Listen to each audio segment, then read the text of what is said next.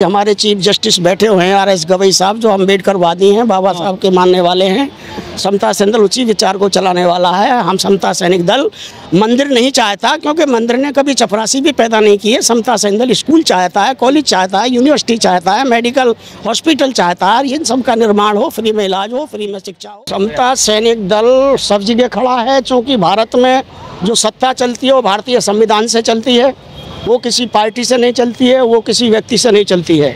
और भारतीय संविधान चूँकि समता सैनिक दल अनुपूरक है संविधान का, जो संविधान का लक्ष्य है समता स्वतंत्रता न्याय पर आधारित समाज का निर्माण, वही लक्ष्य समता सैनिक दल का है।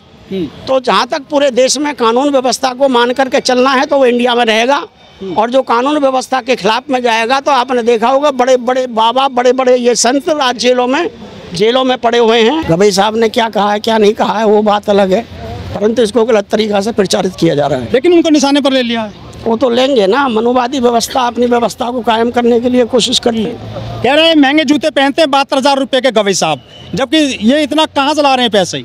पूरे भारत की पूंजी कुछ चंद अरबों खरबों पतियों को दी जा रही है, वो उस तरफ इनकी नजर नहीं है। हाँ। पूरी भारत की प्रॉपर्टी, भारत की संपत्ति चंद पूंजीपतियों को दे दी जा रही है भारत सरकार के तमाम नेतृत्वकर्ताओं की तरफ से। ये उसे देखे ना झांक करके, अडानी से लेकर के टाटा बिरला से लेकर के पूरे भारत के करोड़ों लोगों की कमाई का फल वहाँ दे रहे हैं, तो ये है सबसे बुरा। तो क्या जाति की वजह से निशाना बनाया जा रहा है गवई साहब को? बिल्कुल जाति की वजह से। एक बाबा हैं रामभद्राचार्य करके, वो कह रहे हैं कि जो संविधान है वो बाबा साहब ने नहीं बनाया, सबसे बड़ा संविधान मनुस्मृति है पूरे देश और दुनिया का। देखिए, इनमें पाखंड को फैलाने वाले लोग हैं, पाखंडी लोग हैं, उनके बारे में हमने कुछ नहीं कहना है। केवल इतना कहना है कि वो पाखंडी लोग हैं, वो पाखंड को चाहते हैं, हम पाखंड के विरोधी हैं।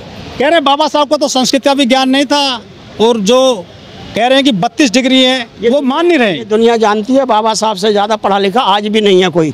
सत्ता में बैठ करके कोई व्यक्ति अपनी बात कह रहा है, वो उसकी मर्जी की बात है, पर संविधान इस बात को अलाउ नहीं कर रहा, संविधान लागू नहीं करता इन बातों को। संविधान की जो संवैधानिक बातें नहीं है ना वो। लेकिन सारे प्रधानमंत्री, राष्ट्रपति, मुख्यमंत्री संघ से निकल करके आ रहे हैं। क्या आपके यहाँ से कोई ऐसा अधिकारी बड़े लेवल पर पहुँचा है या कोई बड़ा अफसर? भारत के चीफ जस्टिस वर्तमान में हैं, आपके सामने हैं, पूरे भारत के चीफ जस्टिस, जिसके आदेश पर प्रधानमंत्री, राष्ट्रपति सभी उनके निर्देश पर काम कर रहे हैं, वो बाबा साहब डॉक्टर अंबेडकर का फॉलोवर है, समता सैनिक दल के सिपाही हैं।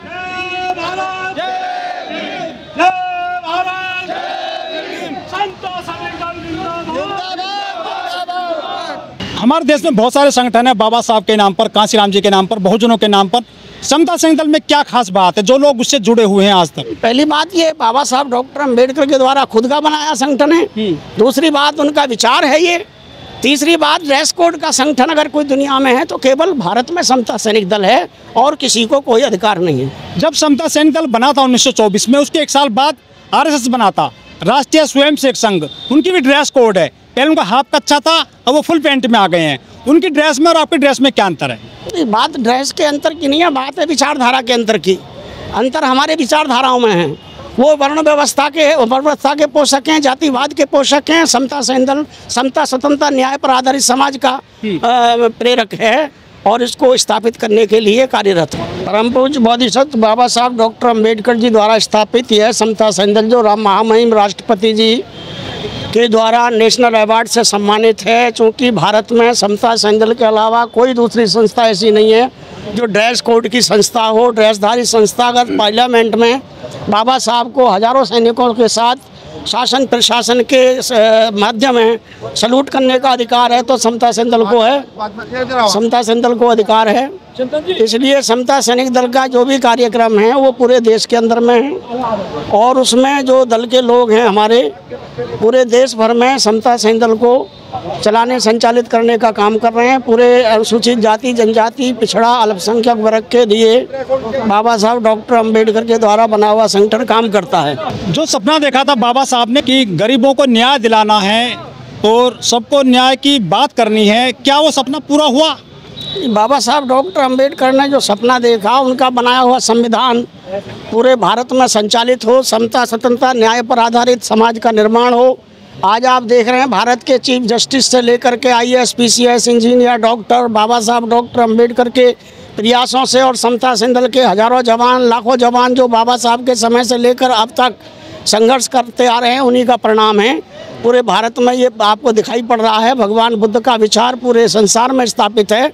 आज भारत के प्रधानमंत्री जब जापान जाते हैं तो वो बाबा भगवान बुद्ध की प्रतिमा समर्पित करते हैं वहाँ के राष्ट्राध्यक्षों को। ये सब कुछ बाबा साहब डॉक्टर अम्बेडकर के विचारों का, उनके देन और समता सैंदल के संघर्ष का परिणाम है। समता सैंदल का जो उद्देश्य है वो समता, स्वतंत्रता, न्याय पर आधारित जाति विहीन, वर्ग विहीन समाज की स्थापना करना है। और भारतीय संविधान जो आदेश निर्देश देता है पूरे भारत में तमाम प्रकार के पाखंडों से मुक्त करना भारत को, और शिक्षा का प्रचार प्रसार करना, गरीब से गरीब आदमी को फ्री शिक्षा मिले पूरे भारत में, फ्री हेल्थ मिले, स्वास्थ्य सबका ठीक रहे, ये समता सैंदल के मूल सिद्धांत हैं, मूल कार्य हैं। विशेषकर महिलाओं की आज़ादी के लिए, महिलाओं की बराबरी के लिए, महिलाओं के उत्थान के लिए, और जुल्म अत्याचार जो होता है गरीब तक पे, पिछड़ों पर, दलितों पर, इन सब के लिए मुकाबला करने का काम समता सैंदल करता है। ऐसा समता सैंदल कार्य पूरे भारत में चल रहा है। भारत के 25 राज्यों में समता सैनिक दल फैला हुआ है। दमन द्वीप से लेकर के जम्मू द्वीप से लेकर के पूरे देश में दल के लोग हैं। लेकिन दिल्ली में भी समता सैनिक की शाखाएं और हैं, उन्होंने दूसरे दल बना लिए हैं इसी के नाम पर। देखिए, कोई भी परिवार है, कहीं ना कहीं छोटा मोटा मतभेद तो होता ही है, उसमें कोई ऐसी बात नहीं है। छोटा मोटा मतभेद तो होता ही है कहीं ना कहीं, पर समता सैनिक दल पूरे भारत में काम कर रहा है, इसमें कोई दो राय नहीं। लेकिन जो अत्याचार होता है गरीब गुरबा लोगों पर, उस तरह उनकी किस तरह से आप हेल्प करते हैं, मदद करते हैं? जब अत्याचार होता है तो शासन प्रशासन जो बाबा साहब के द्वारा बनाए हुए कानून के सिद्धांत हैं, वहाँ के डीएम और एसएसपी को निर्देशित करते हुए, संपर्क करते हुए शासन प्रशासन के माध्यम से उनको बाध्य किया जाता है, और कानूनी रास्तों को लेकर के कोर्ट कचहरी के माध्यम से उधर सीधा भी जा करके उनका मनोबल बढ़ा करके सुरक्षित किया जाता है समाज को। ये तरीका है। लेकिन यहाँ कोर्ट कचहरी है, कानून है, संविधान है, इसको दल का जरूरत क्या पड़ जाती है जो आप इतने पूरे संगठन चला रहे हैं करीब 101 साल से? कोई भी कानून, कोई भी संविधान, कोई भी तौर तरीके, जब तक सामाजिक संगठन प्रेशर पूर्वक काम नहीं करेगा किसी भी देश के अंदर में, तो वो शासन व्यवस्था में जो कानूनी व्यवस्थाएं होती हैं वो सही मायने में काम नहीं करती हैं। बाबा साहब अम्बेडकर ने कहा था, मेरे देश के अंदर में जितना ताकतवर समाज होगा उतना ही बेहतरीन तरीके से ये संविधान लागू होगा। अन्यथा तो ये जो लोग हैं जो संविधान को संचालित करने वाले होंगे वो अपने तरीके से इसको चलाने का काम करेंगे। इसलिए समता सैनिक दल और भी तमाम जो टीम है बाबा साहब के विचार की, सबको इकट्ठा करके एक प्रेशर ग्रुप का काम करता है, एक प्रेशर देने का काम करता है जो सही दिशा में काम हो।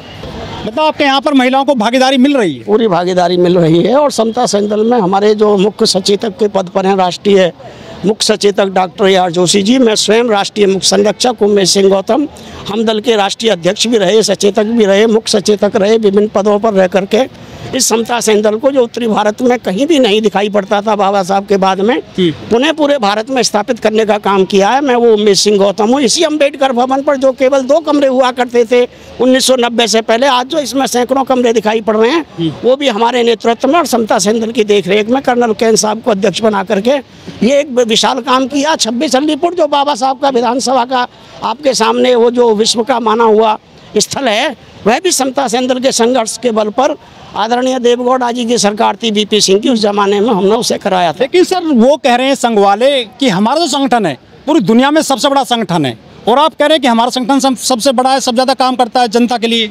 नहीं, बात बड़े छोटे की नहीं है, बात है न्यायपूर्वक कौन समाज में काम कर रहा है, सच्चाई और अच्छाई पर आधारित मानवता के लिए कौन काम कर रहा है। वो कह रहे हैं कि राष्ट्रवादी संगठन हमारा ऐसा RSS जो है, भारतीय संविधान के अनुपूरक कोई समाज में काम करने वाला संगठन है तो वो समता सैनिक दल है। लेकिन बहुत सारे संगठन बन गए, भीम आर्मी, भीम सेना, तो आप लोग कहाँ देखते हैं अपने संगठन के आगे? मेरा अन्य संगठन से नहीं है, मेरा मतलब है जितने युवा जुड़ रहे हैं सर, बाबा साहब डॉक्टर अम्बेडकर का जितना प्रचार प्रसार हो वो अच्छी बात है, उसमें कोई बुराई नहीं। अब हजारों साल की जो परंपराएं बनी हुई थी, उन्हीं लोगों का शासन था, आज की बात थोड़ी है ये। पूरा समाज जो पूरे SC ST के पिछड़े समाज के लोग पंगु बना के डाल दिए, गुलामों के गुलाम बना के डाल दिए बाबा साहब से पहले। आप देखिए कितनी बड़ी जीत है बाबा साहब की और समता सैनिक दल की कि चंद इन 75 सालों के अंदर में पूरे भारत के अंदर में गरीब से गरीब आदमी का बच्चा राष्ट्रपति बन रहा है, गरीब का बेटा जो बन रहा है, ये सब कुछ, ये तमाम चीज़ें मैं आपको बता रहा हूँ। इसलिए समता सैनिक दल का कारवां कानून के साथ है, संविधान के साथ है।